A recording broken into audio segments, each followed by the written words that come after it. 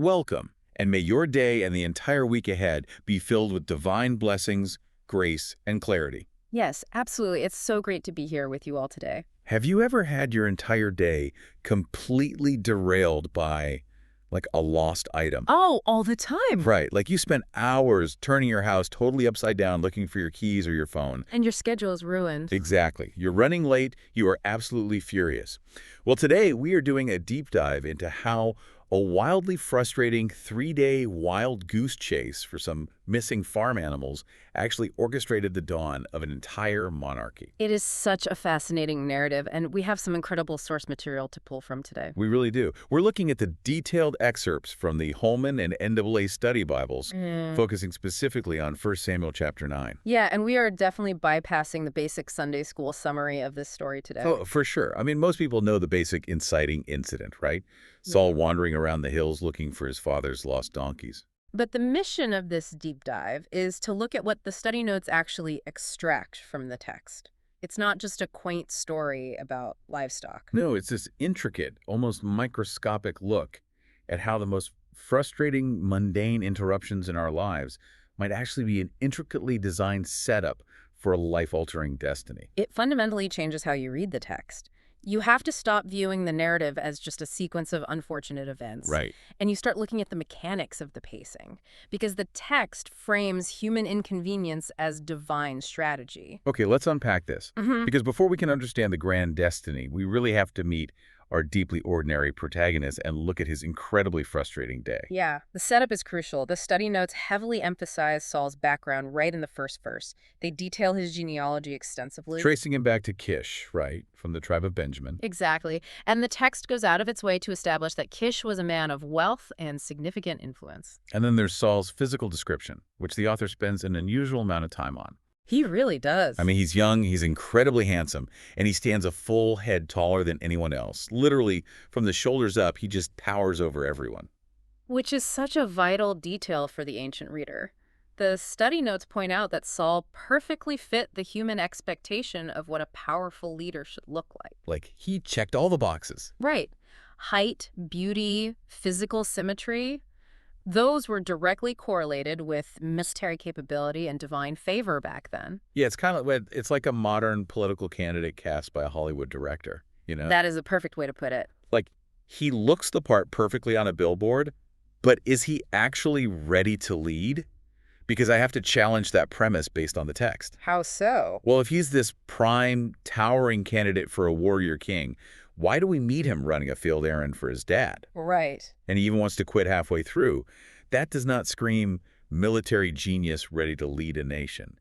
It feels like a massive contradiction to me. But that contradiction is the exact textual irony the author wants you to wrestle with. You have this guy who looks like a conquering king. Yeah. But his actual lived experience in this chapter is total powerlessness. I mean, Kish's donkeys wander off and Saul and his servant are dispatched to find them. And they go on this exhausting, totally fruitless trek. The text maps it out in agonizing detail. They go through the hill country of Ephraim, Shalisha, Shalim, and finally end up in the land of Zuph. Which brings up a good question. Why list all those specific regions? Is it just giving us a map, or is there a psychological point to all that geography? It maps out the sheer scale of the exhaustion. It creates this deep sense of geographic dislocation. The reader is supposed to feel the dust and the futility of it all. Wow. Saul is physically lost, which mirrors his internal state. A man full of his own strength doesn't need a seer. By the time they hit Zuph, his ego is totally depleted. And you really see that depletion in his dialogue. After all that hiking, he tells the servant, hey, we need to turn back. Yeah, he wants to give up. But his reasoning is fascinating. It's not, my feet hurt. He says that his father will stop worrying about the donkeys and start panicking about them. It shows a lot of empathy. Or, depending on how you read it, intense anxiety. Right. He's this giant of a man, but his main concern is his dad getting upset. Exactly. And that brings us to the pivot. Just as Saul is ready to throw in the towel and go home empty-handed, a seemingly minor suggestion alters history. This is where the servant steps in, right? Yes. The subordinate suggests they consult a man of God in a nearby city to find their way. He mentions this man is highly honored and everything he says comes true. But Saul instantly throws up a practical roadblock. He's like, we have no bread to offer. Which makes sense. Their bags are empty. And the study notes provide some great cultural context here. Approaching a man of God required a gesture of respect. Which usually meant financial support for his ministry. Exactly. It wasn't a bribe, but it was the standard societal protocol. You didn't approach a seer empty-handed. Which makes the servant solution feel incredibly suspicious to me. How do you mean? Well, he reaches into his pocket and just happens to have exactly a quarter of a shekel of silver. I really struggle to read that as pure chance. It definitely not. Is it really just coincidence, or is this the hidden choreography of the story? The text strongly suggests it's hidden choreography. Think about a practical current example for a second. Okay. Imagine your flight is abruptly canceled. You're furious, you get routed through some strange detour on your GPS to a different airport. Oh, the worst. Right, your whole day is ruined. But in that terminal, you end up sitting next to a vital business contact, or maybe your future spouse. Well, wow. Yeah. The text is suggesting these aren't coincidences. The missing donkeys, the exhaustion, the servant having exactly a quarter shekel, it's all a carefully managed pathway. Just pushing Saul right toward this specific city. Exactly. And right here, the text gives us this brilliant historical parenthesis. It pauses to explain that back then, a prophet, the Hebrew word nabi, was called a seer or roa. I noticed that in the notes. Why the sudden vocabulary lesson in the middle of this story? Because it signals a massive systemic shift. A seer was like a localized GPS system to find lost donkeys.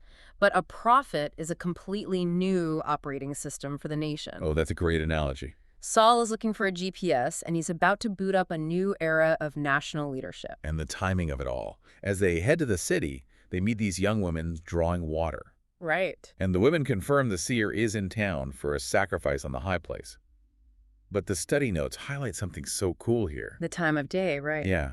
Women typically drew water in the late afternoon or evening, so this wasn't just a random encounter. The timing of them arriving exactly at water drawing time is microscopic in its precision. It is absolute precision. And to see just how precise the camera pans away from Saul, and we get to see the behind-the-scenes director. While Saul thinks he's just lost, we find out the destination city has been heavily anticipating him. If we connect this to the bigger picture, the dramatic irony is just staggering. The day before Saul arrived, God spoke to Samuel. The text actually says God revealed to Samuel's ear, right? Yes. The study notes mention the Hebrew literally means uncovered his ear. It's like pushing aside hair to whisper a highly classified secret. I love that image. And the message was specific. Tomorrow, about this time, I will send you a man from Benjamin. God gave Samuel explicit instructions to anoint this man as captain over Israel to save them from the Philistines. Which is huge. The study notes emphasize that God heard the cry of his people. It totally shifts the scale. From the ground level, it's a frustrating story about lost donkeys. But from the divine level, it's God initiating a liberation strategy. Using completely ordinary circumstances to do it. It really reminds me of an elaborate surprise party. Oh, I like that. Like Saul is the guest of honor, but he's wandering around in the dark, completely stressed out and annoyed. Yeah. Meanwhile, Samuel is inside with the lights off, holding the cake, just waiting for the exact moment to yell, "Surprise!" That is exactly what it is. And that collision of paths happens right in the gateway of the city. Saul approaches Samuel, having no idea what he looks like, and asks for the seer's house. And Samuel just drops the mic. He says, I am the seer. Wow. Then he tells Saul the donkeys are found, so stop worrying about them. And he immediately drops this incredibly heavy hint. Yeah, he says, "For whom is all that is desirable in Israel? Is it not for you and your father's house?" And Saul's reaction is total defensive modesty. He protests immediately. He says he's a Benjamite from the smallest tribe, and his family is the least of all the families.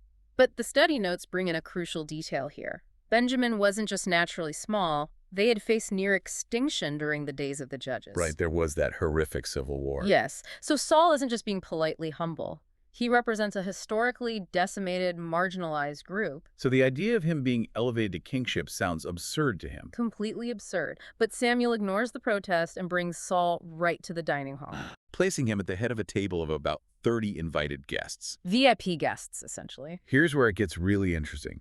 Samuel orders the cook to bring out this specific pre-reserved portion of meat for Saul. The thigh or the leg, yes. And the study notes are very clear on the significance of it. Oh, absolutely. This was a sacred priestly portion. The fact that Samuel reserved it shows absolute premeditation. He knew Saul was coming. He knew, and by serving it to Saul, He's signaling the sacred, profound weight of the kingship that is about to be placed on him. The pure shock Saul must be experiencing is wild to think about. He woke up a frustrated farmer looking for livestock, and now he's eating a sacred cut of meat at the head of a VIP banquet. It is a massive paradigm shift, but the public honor of the feast is just the preparation. Right, because then we move to the threshold of destiny, the intimate, quiet moments where everything is finalized. After the feast, they go down to the city and speak on the roof. The Hebrew term is arado. And roofs back then were flat, right? Yes, the study notes clarify they were commonly used as places to sleep, to catch the refreshing night breezes.